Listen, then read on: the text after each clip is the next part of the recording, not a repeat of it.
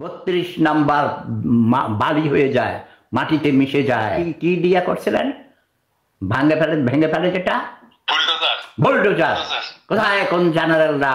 Hero আলমকে আমি সে আমাকে প্রথম পরিচয়ে বাবা ডেকেছিল, আমি তাকে ছেলে হিসেবে গ্রহণ করেছি।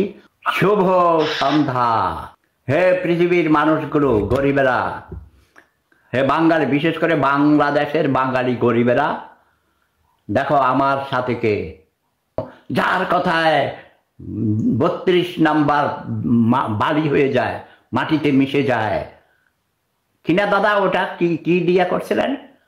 ভেঙে ফেলে যেটা বুলডোজার। হ্যাঁ, বুলডোজার আসতে এত দেরি কেন?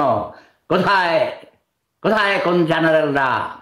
কার নির্দেশে হয়েছিল?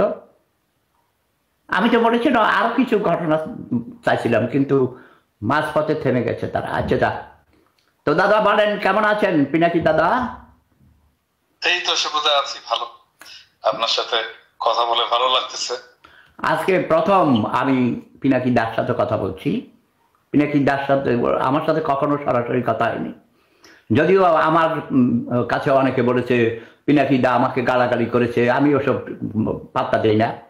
আমি বলেছি হ্যাঁ, গালি দিলে আমার গায়ে লাগে না, এটা খেয়ে উড়ে যেতেই।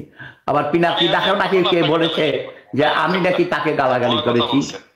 না না, মিথ্যা বলেছে, মিথ্যা বলে তো, আমি জানি এগুলো। আমি শুনে যাই, তবে আপনি একটা দুইটা ইন্টারভিউতে মনে হয় আপনি বলেছিলেন আমার কথা। আবার ওই যে কি বলে, আমাকে বাবা ডেকেছিল, ওর নাম কি বগুড়ার হিরো আলম, হিরো আলম তা আমার সাথে কম্পেয়ার করেন নাই, মানে আপনি উদাহরণ দিতে গিয়ে কিছু কথা বলেছেন। বাট হিরো আলমকে আমি সে আমাকে প্রথম পরিচয়ে বাবা ডেকেছিল, আমি তাকে ছেলে হিসেবে গ্রহণ করেছি যতদূর আমার দ্বারা সম্ভব। তার জন্য অনেকের আমি শত্রু হয়েছি, অনেকের অনেক কথাও গালাগালিও শুনেছি। বাট আমি চাই, তারপরও আমি বলি নাও, তার অধিকার আছে। দেশে দেশে সবার সাথে দ্য নিউজ।